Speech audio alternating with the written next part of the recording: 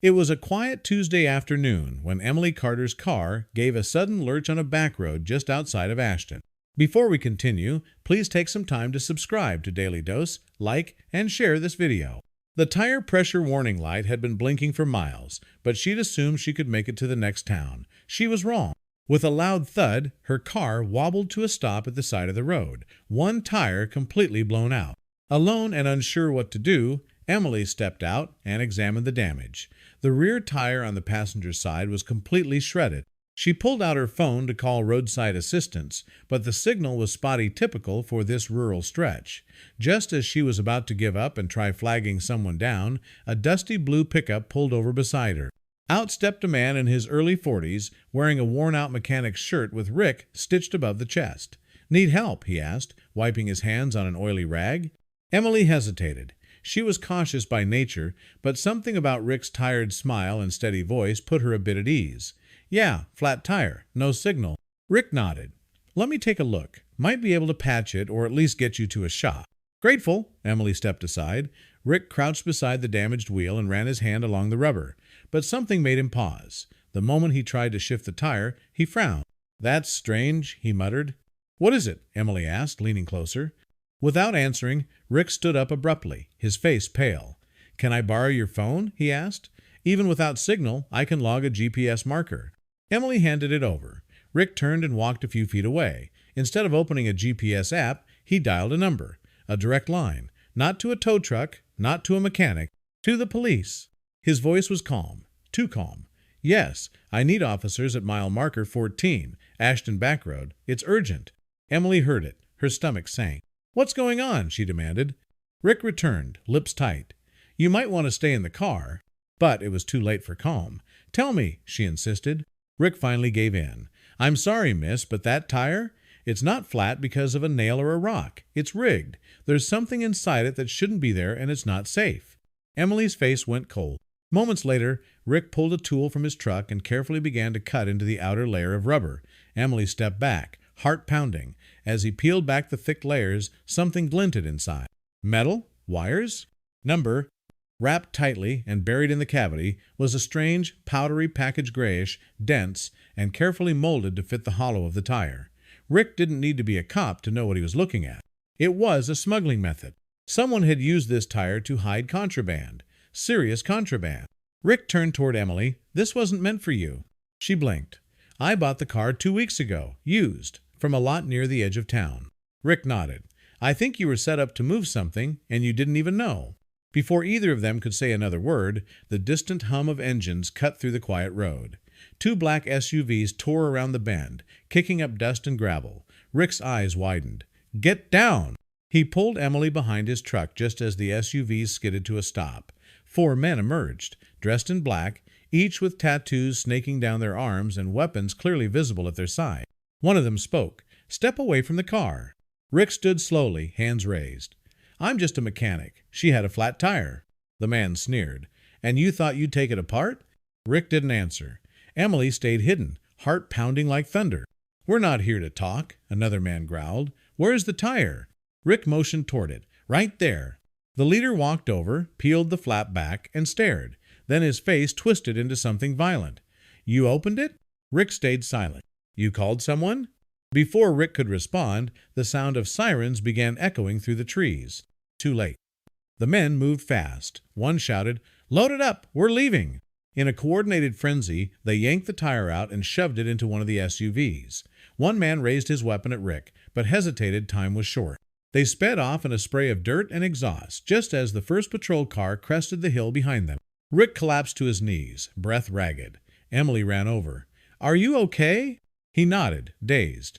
"I didn't know what it was, but when I saw it, I knew I had to do something." Police quickly secured the scene, collecting statements from both Rick and Emily. The used car lot was flagged immediately, and a wider investigation launched into other vehicles sold from that location. But for Emily, the shock wouldn't wear off for weeks. What if she'd made it to her destination? What if she'd been pulled over with that tire in her trunk? She could have been arrested, framed, or worse. As the officers escorted her to safety, one turned to Rick. "You saved her life today." Rick said nothing. He just looked down at his hands still trembling from the adrenaline and wondered how many other tires out there might be hiding things people were never supposed to find. 2 days later, Emily sat across from a pair of federal agents in a quiet government office outside Ashton. They were kind but direct, asking about every detail, the car lot, the salesman, how she'd found the listing. She told them everything she could remember, but even she knew her answers didn't scratch the surface of what was really going on.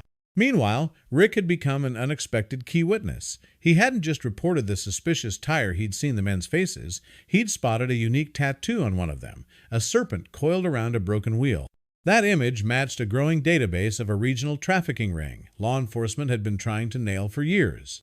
Rick wanted no part in this. He was a mechanic. He didn't sign up to be involved in organized crime, but something about how close Emily had come to being unknowingly used, maybe even arrested, bothered him deeply. So, when the agents asked him to assist in a sting operation, he said yes. They set the trap a week later. A new decoy car, a fresh, nearly identical tire, same model vehicle, and Rick at the center of it posing as the guy who didn't know what he'd found. They put the car in the lot, placed it under light surveillance, and waited. Sure enough, late one night, 2 men showed up. This time, they wore more careful gloves, masks, and a van instead of an SUV. But Rick recognized the tattoos even under the dim light. He was wired. Every word was recorded, every movement tracked. "Where's the tire?" one of the men asked. Rick played dumb. "It's right here. Haven't touched it. Just thought it was heavy." The men pried the tire open, finding a similar stash. But instead of speeding off, they stayed longer this time. One started asking questions. "You didn't call anyone, did you?" Rick shrugged. "Who would I call?" The second man narrowed his eyes. "You work here alone?" Rick nodded. "Every night." That was the cue. In less than 5 seconds, agents stormed the yard. Flashlights, weapons drawn, tactical vests moving through the dark. The 2 men dropped their tools and ran, but didn't make it far. They were tackled to the ground, zip-tied, and read their rights before they even knew what hit them. It wasn't over, though. The arrests unlocked access to phones, contacts, and encrypted messages. Within a week, federal agents linked the operation to 5 other states. Cars were being sold with hollowed tires, stuffed with drugs, weapons, and even false passports. The cars were meant to cross borders. The buyers? Ordinary people. Students, retirees, nurses, newlyweds, anyone who wouldn't raise suspicion. Emily had almost been one of them. It was a disturbing scheme and it was nearly perfect. But Rick's curiosity and refusal to ignore something strange cracked it wide open. As the network unraveled, more arrests were made.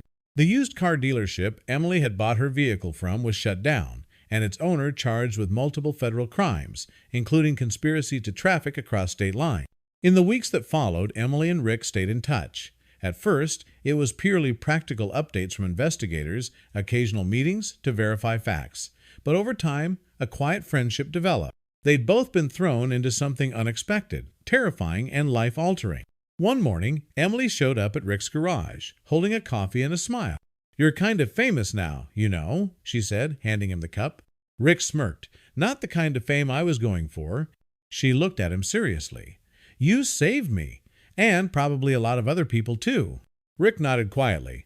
"And you walked into a trap and didn't panic. That counts for something." They didn't talk about the what-ifs, the terrifying possibilities of what might have happened if Rick hadn't looked twice at a stubborn tire. If the police had arrived a minute too late, if Emily had made it to her destination and been caught.